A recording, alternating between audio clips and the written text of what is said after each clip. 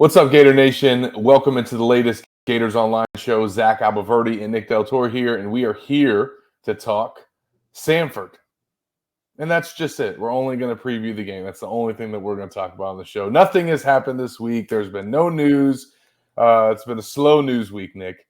Might be a shorter show, just get in and out, discuss the Bulldogs who lost to West Georgia, a team playing their first Division I football game of its program.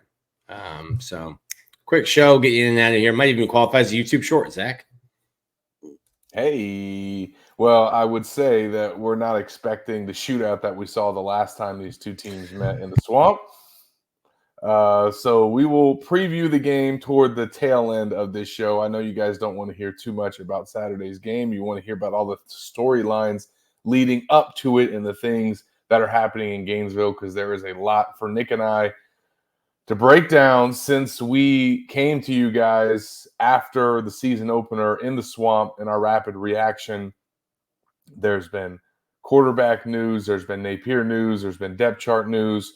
We are going to cover it all on today's show, give you all our takeaways, and I don't know, maybe make you feel better about Saturday. I think at the very least, Nick, we know that there is probably a new level of excitement for this game that was not going to be there, and that is simply because DJ Lagway, the true freshman, 5-star quarterback for the Gators, one of the lone bright spots in their season opening loss to Miami, will make his first career start on Saturday. I think it was something that everybody had been looking forward to during the week, waiting on word from Graham Mertz. And we find out officially from Napier on Wednesday night that Graham had not passed his final test for concussion protocol, despite making progress. But that basically has opened the door for DJ to get the nod. And probably not a better game and matchup,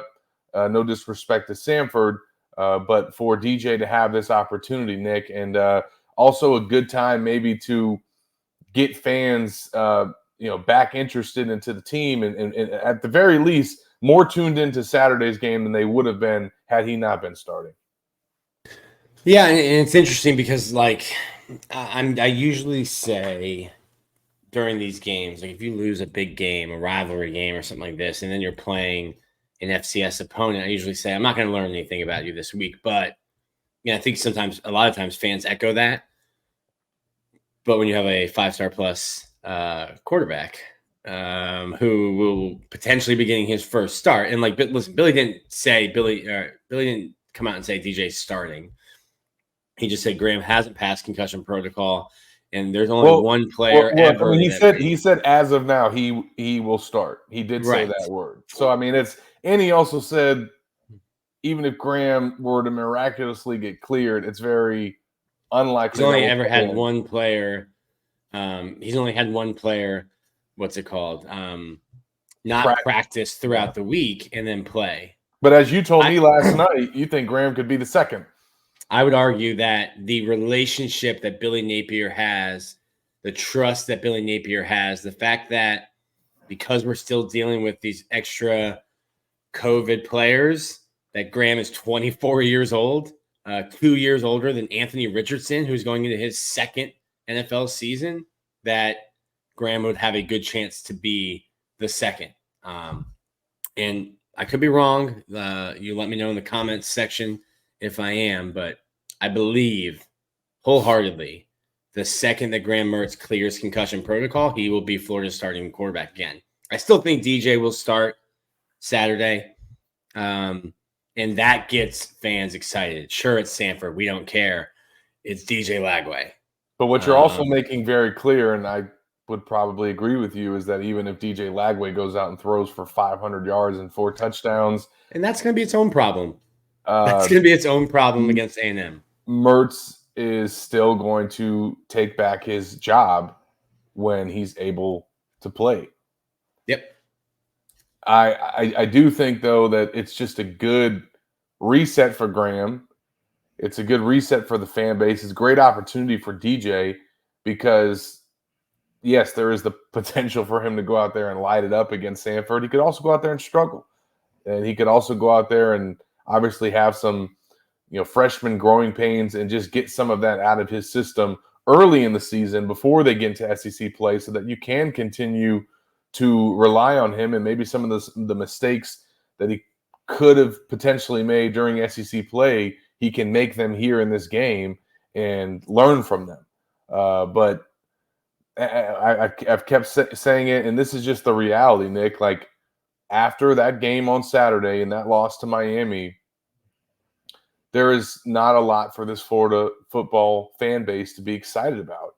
And we all know the old adage that the backup quarterback is the most popular guy on the team. And it just doesn't, unfortunately for Graham, and we hate that he's having to go through this concussion, but it doesn't work out better for Florida to have a carrot that they can dangle out to their fans to get them excited for the weakest game on their schedule. And it was already not a hot ticket because of the result on Saturday. I don't know what the Swamp would have looked like, but now that they know that DJ Lagway is going to start, or he's in line to start, that changes the whole interest in the game, in my opinion. And I think you're probably going to get more recruits that are going to show up, or at the very least tune into the game, that otherwise maybe not would have paid attention to this Florida-Samford game. So there's a lot of benefits that can come from this. Now, again, if DJ goes out there and doesn't play well and struggles, that could backfire, and then your hope for the future and the thing that you have to look forward to it doesn't give you a lot to do that. So I don't necessarily think that's going to happen, man, based on the way that he played in his action against Miami, and of course the inferior opponent that Samford is. With the pieces around DJ, he should be able to go out there and have a really good start. But it's just crazy that this is already happening, Nick. Like this, we're already here, 2 games into the season. We were pretty sure and set that there would be no quarterback controversy this year. I know I believe that, you believe that. And even with you and I both agreeing, and I think a lot of others feeling the same way, that as soon as Graham is back, he's the starter, no ifs, ands, or buts. This does create the potential for controversy, as much as I'm not trying to drum it up, but you already have fans that want him to be QB1, regardless of what happens this week and regardless of what happens with Graham's availability. Like, they already want to change. That's not probably realistic, but it's just this game and this storyline creates a whole new dynamic for this season and this team already 2 weeks in. Yeah, and listen, there was a plan for DJ to play against Miami. Yeah. Miami just smacked Florida around and got to a point very quickly where, hey, sorry, we have to try to win the game with our starting quarterback, or get back into the game with our starting quarterback. Because I'd seen a lot of that. So we were going to see DJ. The game just dictated very quickly that Miami was dominating. I think the interesting thing will be, what does DJ look like against Samford? Because both of us, I think, agree that it'll be Graham as soon as Graham clears protocol. And if DJ looks really, really good, what's then the fan reaction when Graham Mertz is listed as the starting quarterback for Texas A&M? Now, let me ask you this. You and I think, both agree on Graham, but that's just, I think, based on our expectation for what Billy will do. If it was you, what would you do? If DJ goes out there and lights it up on Saturday, even if you know that Graham is the better quarterback, is the guy that you want to go through SEC play with, is there any thought to potentially giving him the nod against A&M? One, to give him a start against his home state. Just, I know they don't need to make him happy, but that would mean a lot to him and his family for him to start that game. Also, just to keep the momentum carrying over into the next week from Lagway's, debut starting performance. Is there any consideration to that? And then if he goes out there and does nothing the first 2 drives, then you play Graham the rest of the game? Well, listen, you're asking. I'm asking me. you. I'm not asking me. I'm not asking you. You don't think Billy will do that? If it's up to me, I'm just waiting for that buyout money to hit, baby. That's what I'm waiting for. I'm like, which door do you want me to leave out of? Because the clock starts now, and within 30 days, I'm gonna have 13 million. I'll be on an island somewhere, not even watching football. If it's up to me, I think I'm still going with my senior quarterback. I get all those things, but it would be if DJ looks great against Samford. Hey, Graham, you're gonna start, but this is gonna be like a 70-30, 60-40. Like DJ's gonna play a lot. And DJ will get the second or the third drive. No matter what has happened in the game, DJ is getting the third drive of the game. Like what Devin Manuel got in week 1 with Austin Barber. Like Austin Barber was well, coming out no matter what. First off, let's get into that later because that infuriated me. Like, what are we doing? But yes, similar to how the position group that says 5 = 1 decided to play 13 guys completely unnecessarily. But yeah, I would say, listen, DJ's going to get these drives, no matter what's happening in the game. I'll reserve in case, Graham is absolutely lights it up. It's like 8 for 8 on his first 2 drives. Like, hey, DJ, we're going to let Graham go. Stay hot. Yeah. He hasn't had a pass dropped or incompleted yet. We will get you in the game, but I would just make sure to get him in the game. You're at the point where it's like, and I said this before the season, before that disaster, you need to make fans excited about DJ Lagway, because I don't know that you'll make fans excited based on your record this year, but DJ's the future. Yeah. Right now, DJ's the present based on injuries, but DJ's the future. And I think you need to give fans reason to hold on to excitement. If I'm not worried about my buyout, if I'm not actively trying to get my buyout, then I think I'm trying to manufacture ways to get fans excited about the quarterback who was the best quarterback in the country that I got to commit to me into my program, which it was under 500. And say what you will about Billy Napier, he's gotten a bunch of quarterbacks to tell him yes. Jaden Rashada told him yes. DJ Lagway told him yes. Austin Simmons told him yes. Like he's gotten Griffin. Very highly rated quarterbacks. Look at Billy Napier. Look at his offense. Hear what he has to say and go, yeah, I want to sign up for that. That's where we're at, Nick. You got asked about that. You got asked about that in our Gators Online live chat this week. But hey, he really likes Napier and Ryan O'Hara. They like their system. They like what they saw with Anthony Richardson when he was the quarterback. Obviously, a lot more probably suited to what they would run with him than what we're seeing with Graham right now. But look, we could talk about this all show, but Florida fans, you're getting what you want. I do feel bad for Graham, because going back and watching the tape, he obviously missed some throws and did not have his best game. He also got just beat up pretty badly in that game, and probably should have had some roughing the passers penalties called on Miami. Those did not go both ways, unfortunately, for the Gators. They got them flagged on them, but not Graham. So it's just unfortunate for a guy that had a breakout career best season last year, kind of shut everybody up and proved a lot of people wrong with the way he performed, is right there in Columbia, Missouri, with a chance to pull off a top 10 upset. Can you imagine what that would have done?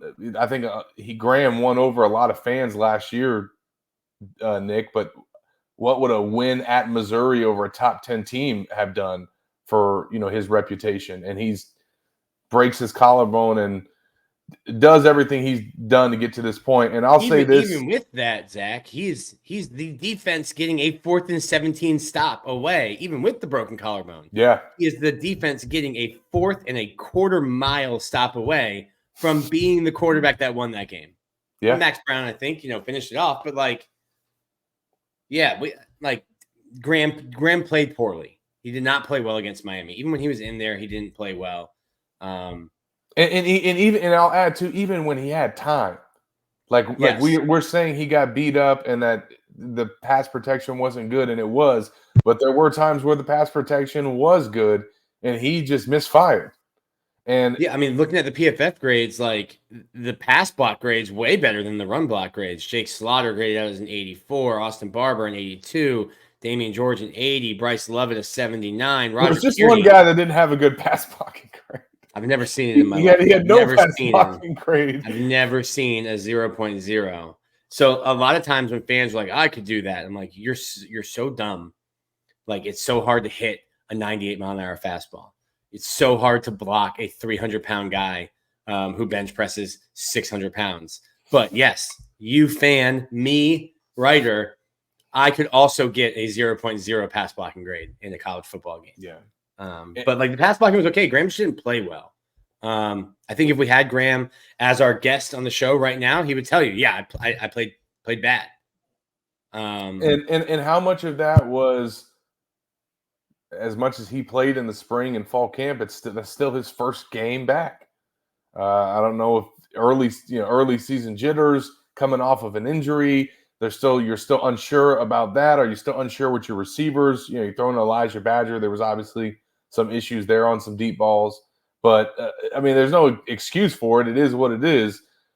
Having said that, this would have been a great game for Graham to go out there and regain his confidence and have some big time throws and some big time plays against an inferior opponent to kind of just get his mojo back going into SEC play, and he doesn't get that now. So as much as people want to see DJ Lagway play, and I'm just as excited as you guys, Graham needed this game, not necessarily for his development, but just to kind of get back on his groove. And now he's going to have to go back out there against Texas A&M to try and regain his footing, and that's a lot tougher assignment than being able to do that against Samford. So, and look, I know Billy would agree with this because he's credited Graham a lot for this, but however well DJ Lagway plays on Saturday, I think Graham will probably deserve some credit for that because he's done a really good job mentoring him up to this point.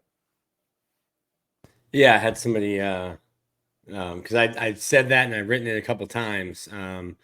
So shout out to E3PO. Might be definitely the first shout out E3PO on the message board has ever gotten from me. But he said, Nick, how about this new headline? Graham Mertz grateful to learn behind DJ Lagway this year.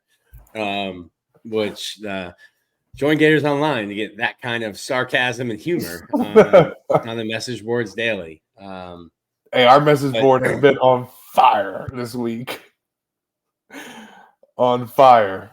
Just a 5-alarm fire.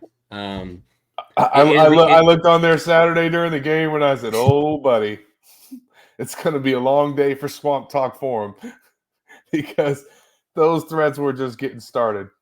Yeah. But here's something. And I contended last year when in the middle of Graham Mertz being sacked 30 plus times that the offensive line at Florida has never been good under Billy Napier. That in 2022, you just had a 6'4", 245-pound creative player who can run 22 miles an hour and is very hard to tackle. And that outside of Osiris Torrance, Florida's 5=1 room wasn't very good.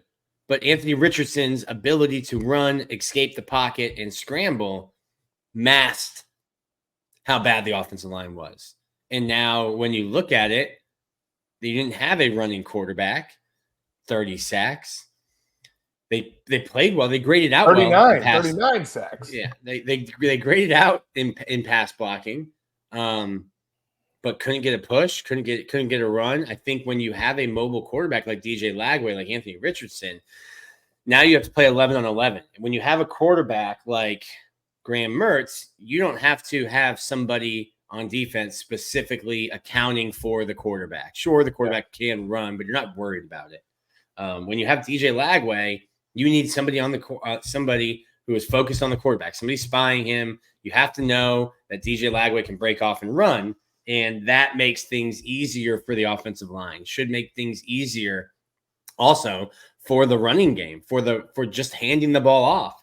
When you're looking at having to account for DJ. Well, now we don't have to worry about, or now we have to worry about a quarterback, and it kind of stretches defenses thin. So maybe an offensive line that didn't look great against Miami looks better with a mobile quarterback. Yeah, and we will not only see a new quarterback for the Gators, but also some changes to the depth chart.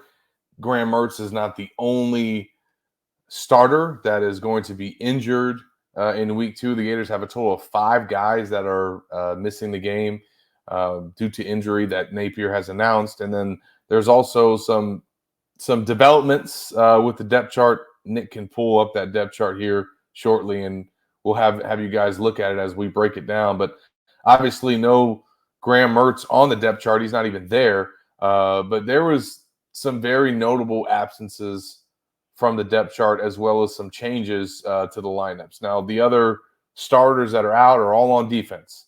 4 guys. So a third of your starting lineup on defense is not playing on Saturday.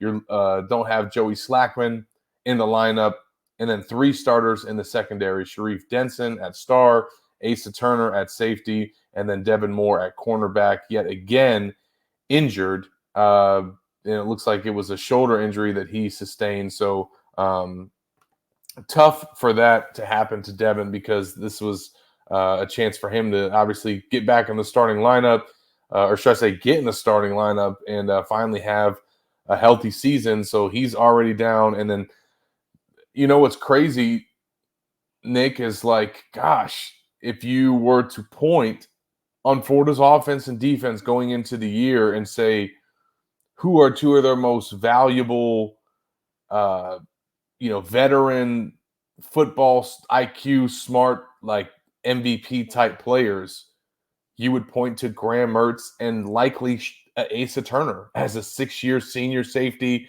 played in the national championship game last year, was supposed to be one of the impact transfers that made Florida's defense better.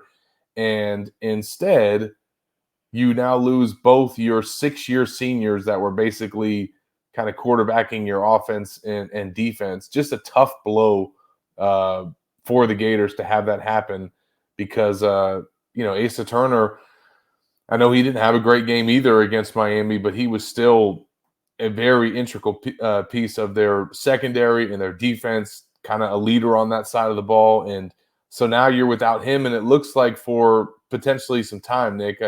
We didn't get a timeline on his injury, although I did hear Pups Howard say Wednesday night that he would be back at some point this season. So I don't know if this is a season-ending injury.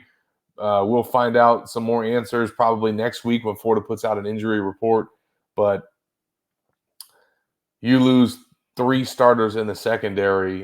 This is a tough blow for the Gators, Nick. Yeah, bring Asa back for 7th year. It's Devin Moore, and I still contend this is Florida's most talented cornerback. He just can't stay on the field, and it looked so promising all offseason. He was healthy all of spring, outside of the tonsil issue in the fall. He was healthy, and like that's not an injury. That's just like, hey, I had to get my tonsils taken out. It happened. It's just so unfortunate that a player who has as much promise and potential as a guy like Devin Moore just can't stay healthy. And I mean, he played less than 20 snaps before, going to make a tackle and hurting his shoulder again. And it's the right shoulder, which I think is the same one he hurt or was hurt. Actually, it was his left shoulder that was hurt freshman year. So, I mean, it's just unfortunate for him. You're down Graham. You're down. I mean, you played 1 game, and Graham is hurt. And also, we didn't mention this. I watched the replay of Graham. He got smacked in the head, and like ACC official, no like roughing the quarterback. Apparently in the ACC, you can just run up and smack a quarterback in the head. No. Oh, but they called it on Florida. They just didn't call it. They didn't call it on the ACC team. We only call it on non-ACC teams. You're right. There actually is roughing the quarterback. Florida got hit with it twice. But you can smack him in the head. Just don't hit him, a second late. You can give him a concussion. It's just don't hit him out of bounds. So you lose Graham. You lose your starting strong safety. You lose your best cornerback. You lose your nickelback and Sharif Denson. I don't know what's going on with Khalil Jackson. We didn't ask Billy if he's hurt, but Khalil Jackson's nowhere to be found on this depth chart as well. It sounds like Marcus Burke made a move up the depth chart because I want to say last week he was listed in the slot, and now he's at the X behind Badger, and there was Khalil Jackson at that X last week. So maybe it's a situation where Burke has just moved up the depth chart this week, and Napier did say that would happen. He did say that throughout the season, the guys that are, 4th, 5th, and 6th on the depth chart, that could vary from week to week. And we're seeing that unless Khalil's hurt. But he specifically singled out Marcus Burke and praised him for the week that he had and that they moved him to the X. So I think that might actually be intentional. Worth noting, though, I mean, look at the wide receiver. This was not there last week. Now, one of these guys was hurt, but Tank Hawkins and TJ Abrams were not on the depth chart last week at all. And they are both now listed at the X position, or excuse me, the Z position behind Eugene Wilson. So they're not in the slot. Important to note that. But this is the first time that you've got both of those guys on the depth chart as true freshmen. We heard great things about Abrams. I did going into the offseason. It seemed like he was continuing to kind of earn more playing time since enrolling early. I know Montrell Johnson actually singled him out at SEC Media Days as a guy that he thought that was going to be a freshman that played in 2024. Tank Hawkins, obviously the fastest guy on the football team. He and Aiden Mizell. He had been dealing with injury and had his arm in a sling. Looks like he's back. So some developments there because neither one of those guys were on the depth chart last week. Yeah, it reminded me, while we talk about that, something Billy Napier said on Wednesday night, and I just pulled it up. This is a question about if Devin Manuel, the Arkansas transfer, could play right tackle. He's talking about it. By the way, I did not, for the record, I did not say Devin Moore. I went back and listened to it. I said Devin worked. No, okay. I'm not that bad. Billy said it is literally one day at a time right now. Based off of what I watched Saturday, it's show me Tuesday, show me on Wednesday, show me on Thursday, and then we'll decide who's going to play. And I think you're seeing that, on the depth chart where some names who weren't there last week are like, listen, we tried you guys against Miami. Do you want to watch the film again? We can go in, we can turn the lights off, we can get some popcorn, we can watch the film again, Zach, or we're going to try some different guys who weren't part of a performance that I will continue to say as the head coach is embarrassing. I embarrassed you, you embarrassed me, we embarrassed the collective university and the collective Gator Nation.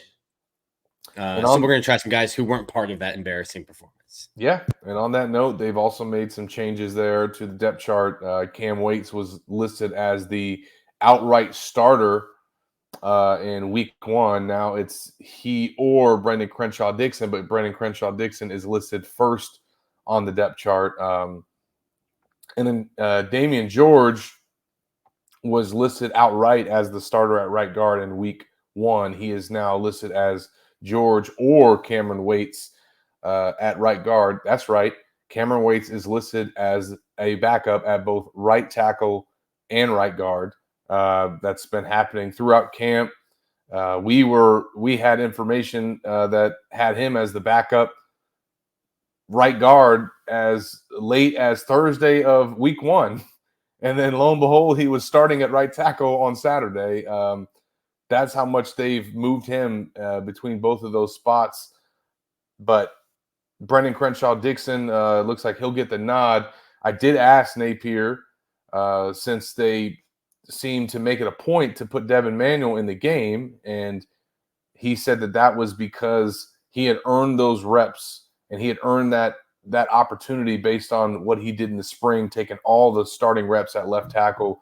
They just felt obligated to give him that opportunity. And I will say, Devin was actually in there on that 71-yard touchdown run that Montrell Johnson had on his side. So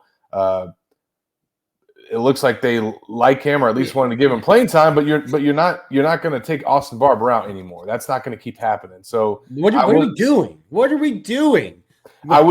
Taking Austin Barber out of the game. He played 27. I have it pulled up. 39. Austin Barber, your starting left tackle, played 39 of an available 56 snaps. 56, yes. 56. And then Big Slaughter played every rep.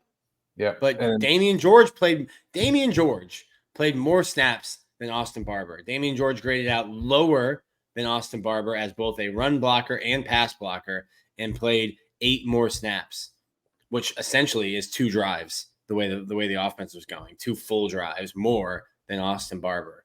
I have major questions about what are we doing on the offensive line. Find 5. Play 5. Yeah, and to your point, Nick, I understand rewarding guys with playing time that have earned it in the offseason, but this is in this game and that matchup against that defensive line, it's really tough early in the game to shuffle your starting offensive line.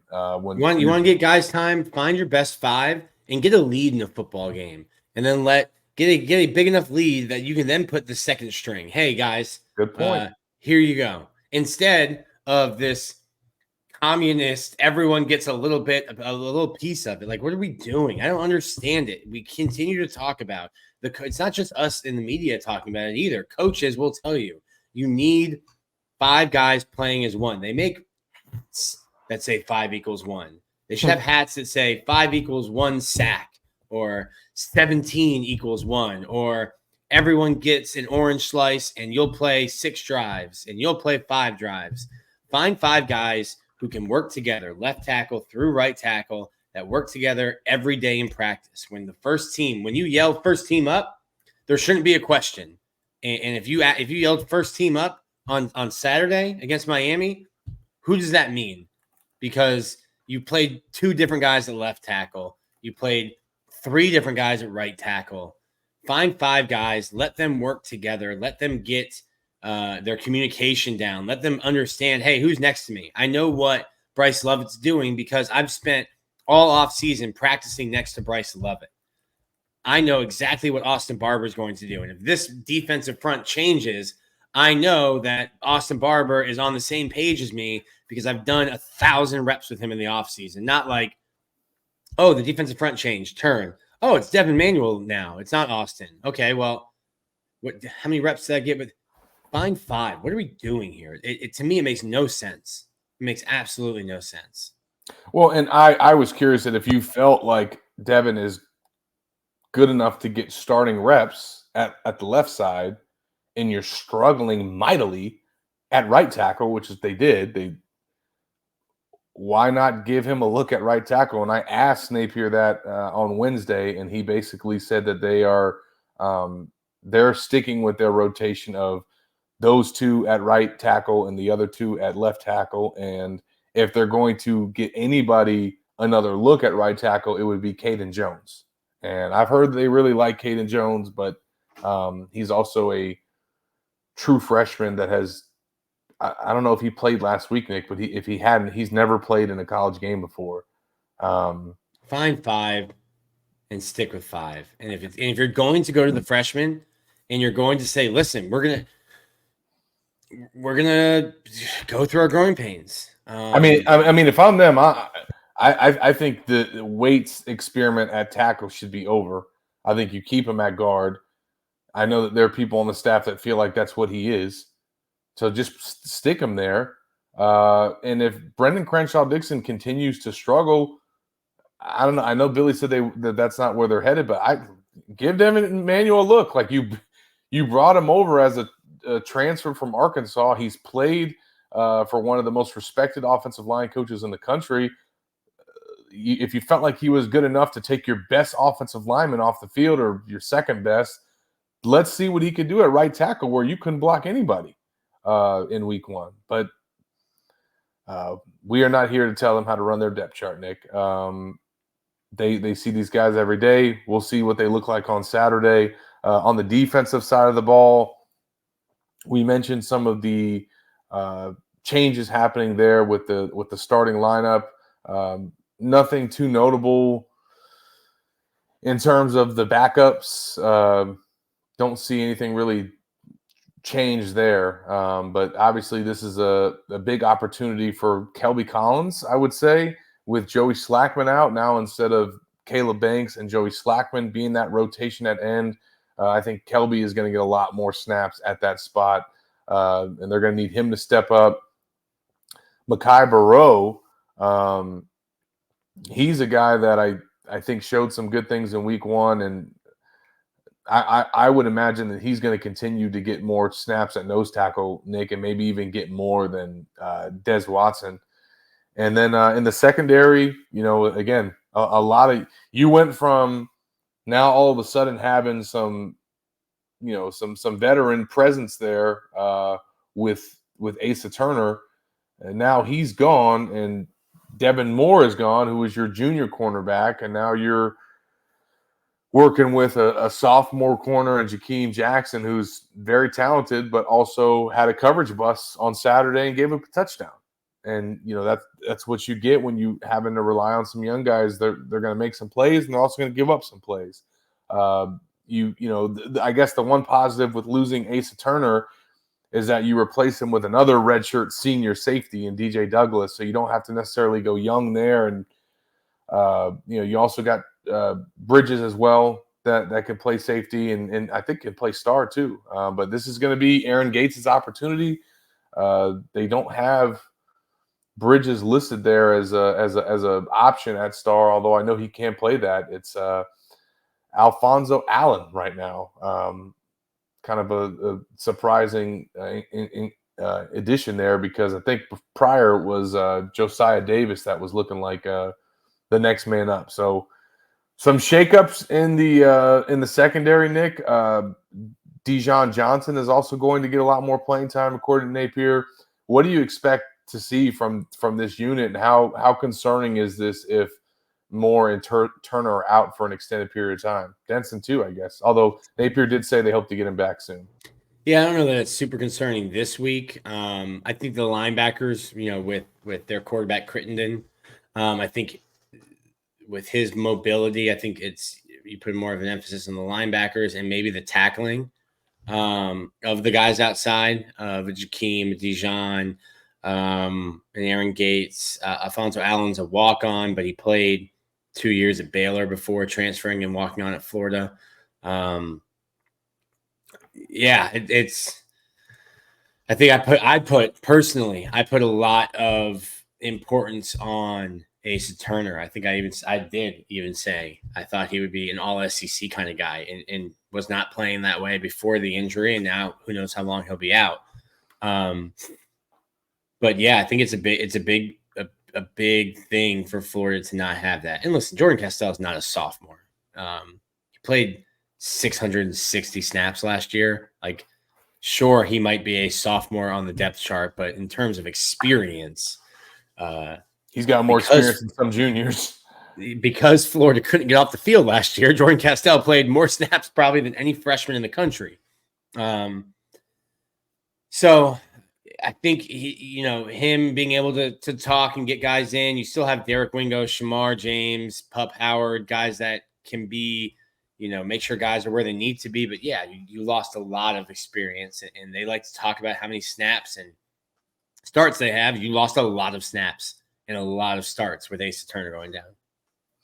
Yeah, and it's unfortunate because he's also a guy that's been dealing with injuries and was healthy again and had the broken wrists last year that had kept him out, but also created an opportunity for him to be able to have this extra year. So he's out now. We'll find out what the timeline looks like for those guys in the coming weeks. But that is it for the depth chart. Some very very riveting stuff there.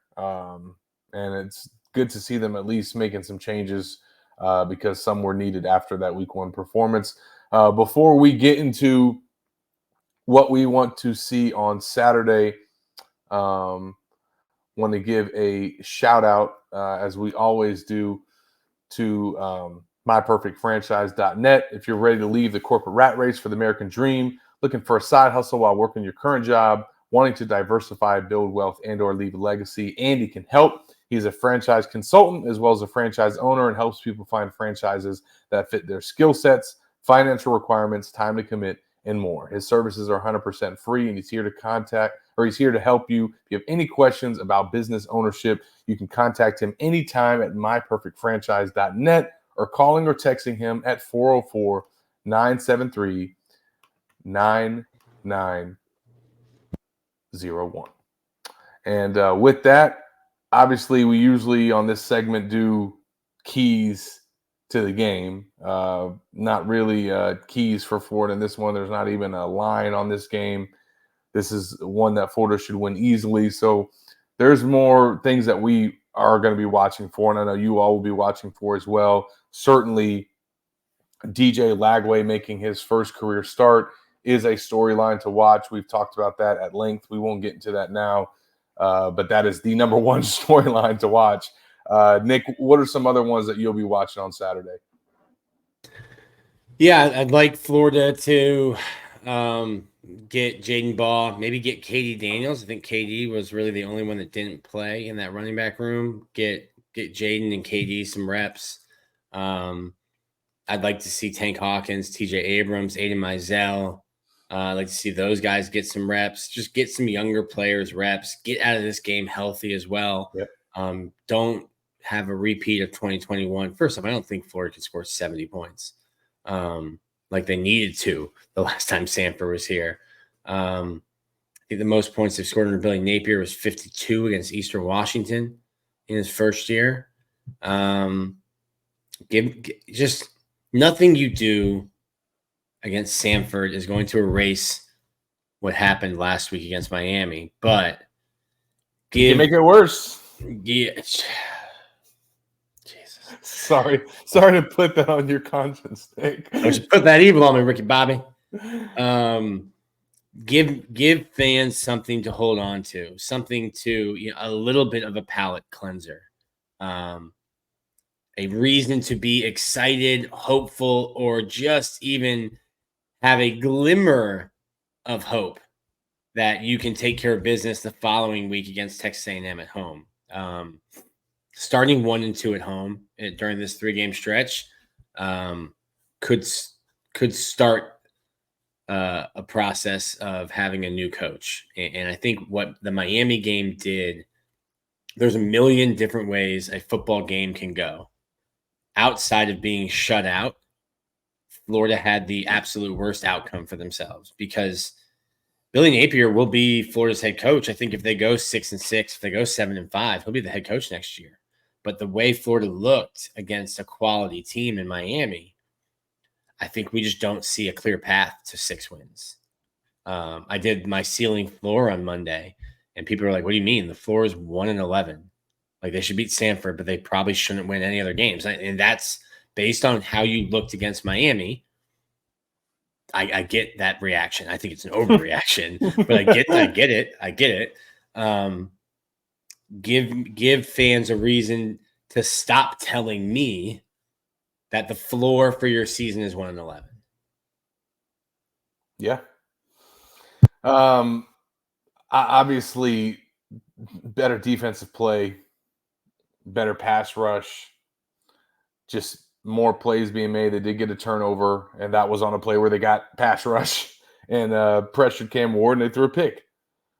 You should be able to do that easily against Samford. You should be able to live in their backfield. You should be able to end a 6-game losing streak and finally get that taste out of your mouth, get a feel-good win, get an opportunity to get out of there healthy, get an opportunity for your freshmen to get in this game and backups and walk-ons to potentially get in this game. I know that's the last box that they're worried about checking Saturday, but that's the way that you should take care of business in this matchup. And just calling it like it is, there aren't going to be a lot of opportunities for those guys that I just mentioned to get chances to come play in mop-up duty. This is one of the rare ones where you kind of feel like you almost know that they could have it. So you got to make sure that you take care of business. You should dominate this team. You should dominate this team. And if Florida struggles and has issues still on defense, and then obviously, with a true freshman starting quarterback, if there's some struggles there, and you're letting this team hang around, that is not the confidence builder that you need from this game. And on offense, obviously, yes, Lagway, but how does that offensive line look? When we talk about Florida should dominate this team, their offensive line should dominate that matchup. There's just no reason why they shouldn't be able to block these guys at will. And also, it shouldn't matter who Florida puts in there, because I think that they will still, even though they rotated a lot of guys and drove Nick nuts last week and a lot of others, I still think that they're probably going to rotate some folks in this game again, just to have another week of tape of what they have on the offensive line and how they need to move forward in SEC play. And then obviously if they get a big lead, they're going to play some other offensive linemen. So what that looks like and how those guys do with those opportunities is something that I'm going to be watching. Yeah. And obviously, this is not really a storyline, and we haven't talked about it yet, Nick, but this has been quite the week for Billy Napier in terms of the basement comment, the water bottle GIF that made its rounds on social media. I mean, the guy's been a punching bag this week. And I think for him, he seems like he's, that he had the right approach to everything that's happened on Wednesday, obviously clarified his comments. But I think this is an important game for him to obviously end this losing streak. But yeah, I mean, he needs to go out there and have a feel-good win with his team and get these guys to start creating any kind of momentum that they can. And, I think that they approached this week with the right attitude, and they've said that they felt embarrassed and sounds like they're pissed off, but they need to get that cloud that's been hanging over their head since what, Nick? How long has it been since they won a game? Like, they need to just get that off of that monkey off their back. And find a way to regroup here before it's going to get even harder in SEC play. Florida came back to beat South Carolina on October 14th in the year 2023. Man, that was so long ago. Yeah.